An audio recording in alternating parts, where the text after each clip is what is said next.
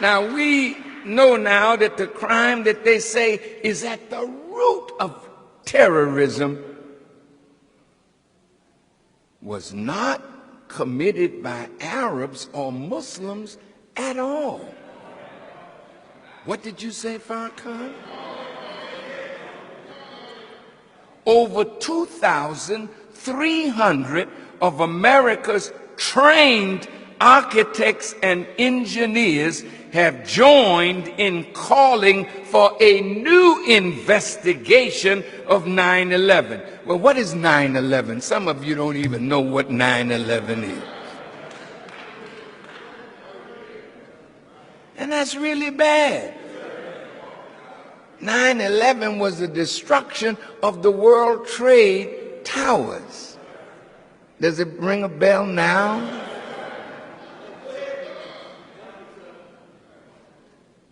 They say that the World Trade Center buildings were brought down by carefully placed explosives, not by planes.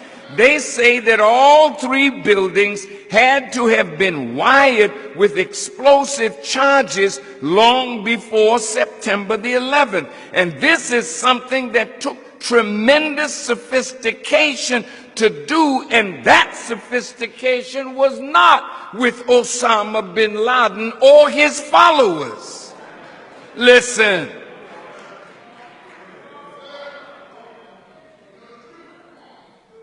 But if it was not Muslims, then who?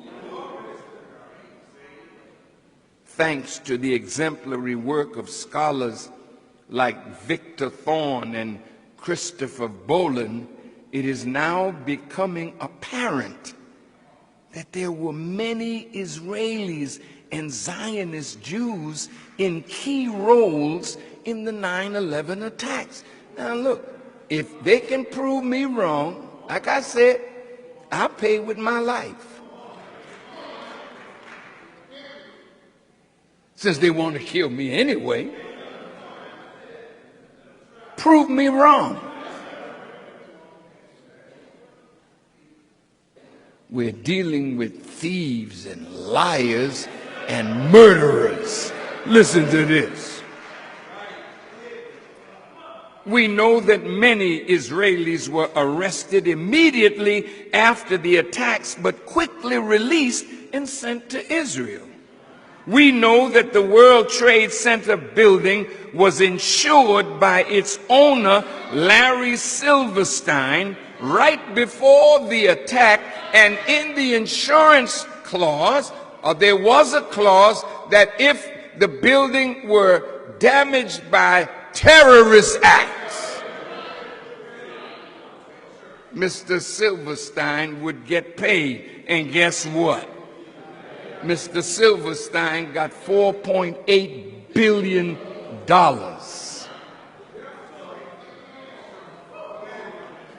We know that an Israeli film crew dressed as Arabs were filming the Twin Towers before the first plane went in. In other words, these Israelis had foreknowledge of the attacks. Now look, you say, but planes went in to these towers. Yes, they did. But do you know what kind of technology you have to have as a pilot to fly a plane and drop down to an altitude and turn at an angle at 400 or 500 miles an hour into a building?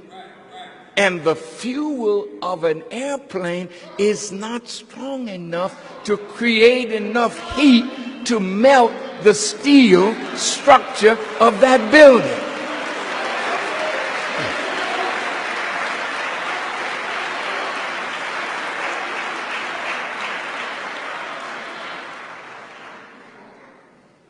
We know that many Jews received a text message not to come to work on September 11th.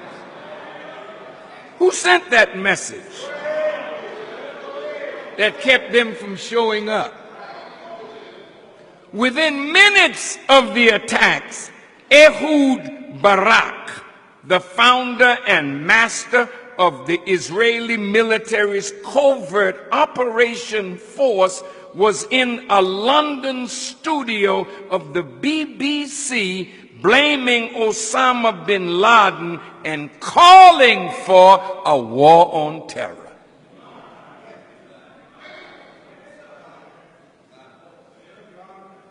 And we know that Benjamin Netanyahu told an audience in Israel, we are benefiting from one thing, and that is the attack on the Twin Towers and Pentagon and the American struggle in Iraq. He added that these catastrophes and wars would swing the American public opinion in the favor of Israel. Why won't America investigate what these scholars and scientists have uncovered about 9/11 and who was really behind it? It now appears that 9/11 was a false flag operation, which is an attack by one country but made to appear like the attack came from another in order to start a war between them. Is this what friendship is?